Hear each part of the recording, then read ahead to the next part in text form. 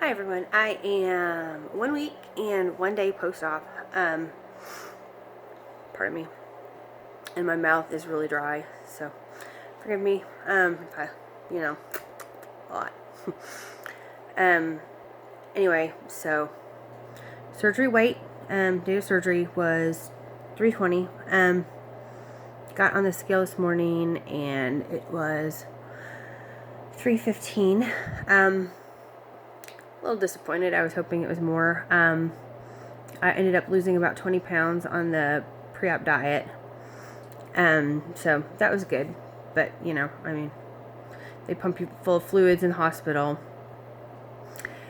and all that good stuff. I have not been able to be as active as I wanted to be. I anticipated healing much faster than I have.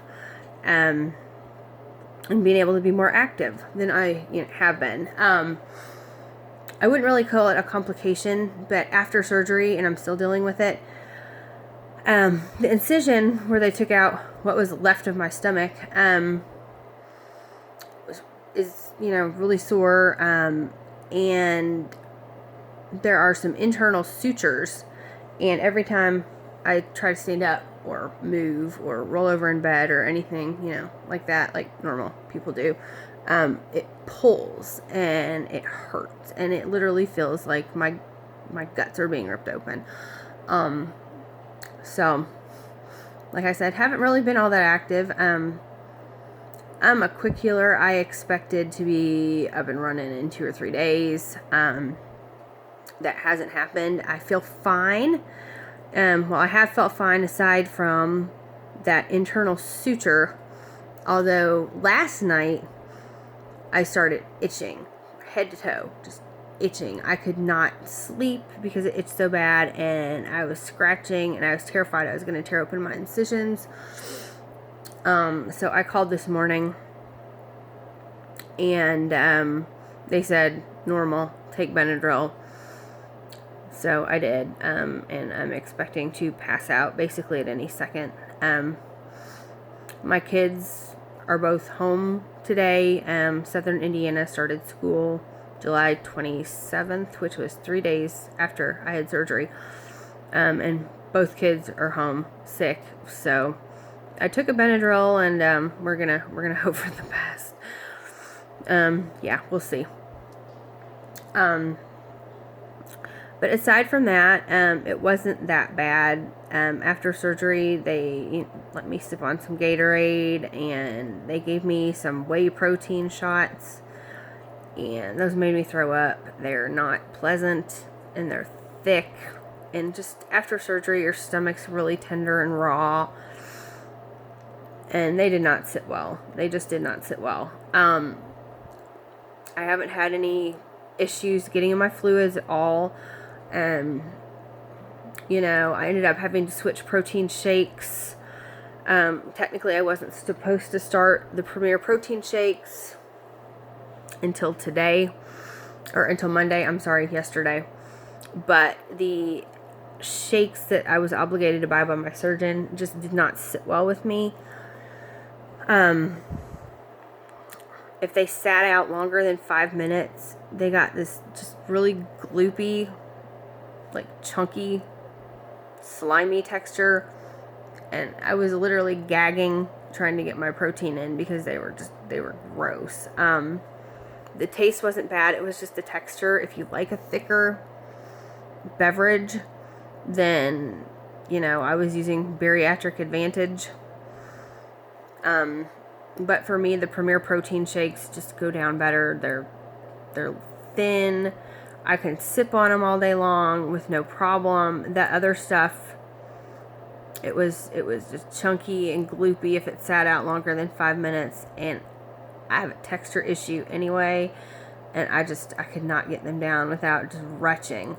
So I decided it was probably better for me to just go on and switch to the Premier protein shakes early and get my protein in rather than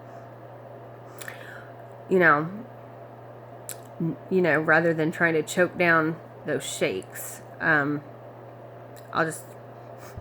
keep them around, and my husband and my kids can have them. but I can't do it. I can't do it. I can't get them down. Sorry. I'm still itchy. And I have a lovely cold sore down here from where my mouth is like the Sahara Desert. That's one thing about the 2-week pre-op diet,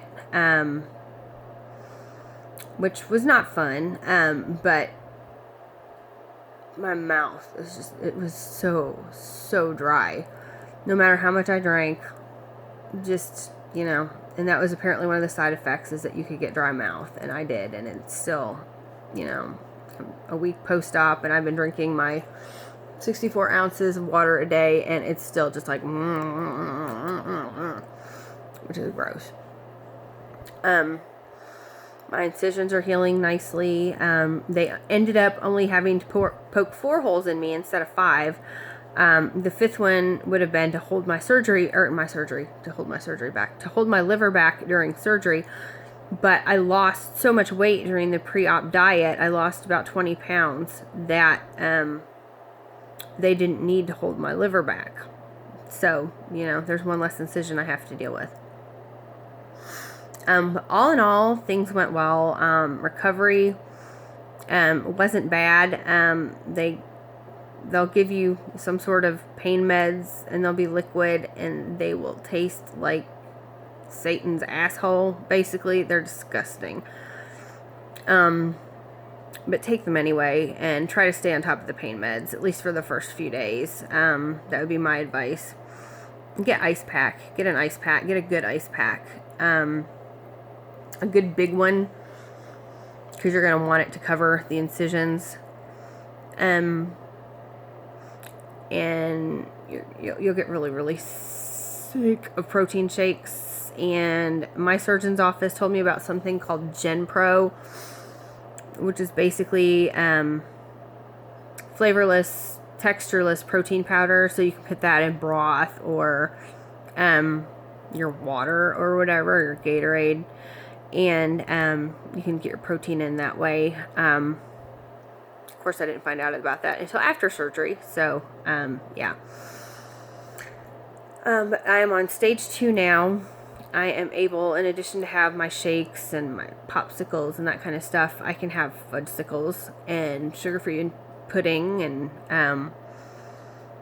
skim milk and soup and yogurt and that kind of stuff. And let me tell you, after basically 3 weeks of just drinking protein shakes, that stuff tastes really good, like really good. I was so excited to put some food in my mouth that I could actually, you know, like move around and kind of chew. You know, I mean, broths. Trader Joe's makes some really, really good broths. The favorite one for me so far, my husband picked out, it was a ginger miso broth. Oh my gosh. Oh my God. If you have a Trader Joe's, get that. It's amazing. I put probably 6 ounces, 4 ounces, something like that in a cup, and just heated it up to the point where it wasn't, you know, where it was just basically the other side of hot. It wasn't like scalding. Yeah, they tell you to have everything at room temperature. But I'm sorry, room temperature soup is not appetizing. So I heated mine up, just like I said, just to the point where it was slightly hot, but tolerable to drink. And by the time it got down, you know, it was pretty, it was room temperature, I guess, because I didn't have any stomach spasms or anything like that.